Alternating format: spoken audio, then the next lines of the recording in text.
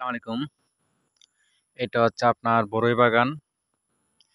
বরইয়ের জাত হচ্ছে আপনার থাই বরই। এটা এই যে দেখতে পারতেছেন, বরই হচ্ছে ছোট ছোট বরই ধরছে। তো এবছর একটু বরই কম ধরছে। মাঠে অনেক বাগান দেখলাম, কৃষক তার বরই গাছ কেটে ফেলছে।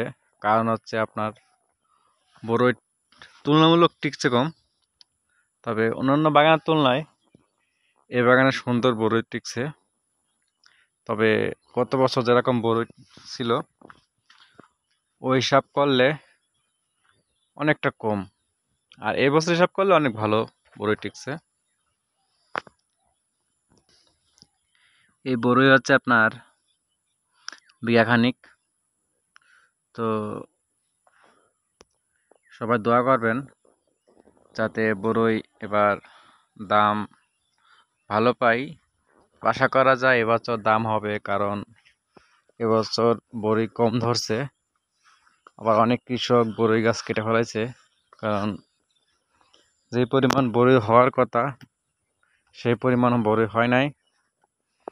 এখন তার জন্য বরই হচ্ছে কেটে ফেলা লাগছে। এই যে, তো গত বছর এরকম প্রত্যেকটা ইয়েতে এরকম চারটা পাঁচটা করে থোকনা ধরছিল। এই জায়গায় আছে আপনার এরকম থোকা খুবই কম, আর যাই আছে দুইটা তিনটা, একটা দুইটা তিনটা। তো আমার চোখের দেখা সর্বোচ্চ তিনটা, হয়তো বা দুই এক জায়গায় চার পাঁচটা আছে, খুব কম। তবে এক দুইটা তিনটা সচরাচর এই যে দেখতে পারতেছেন।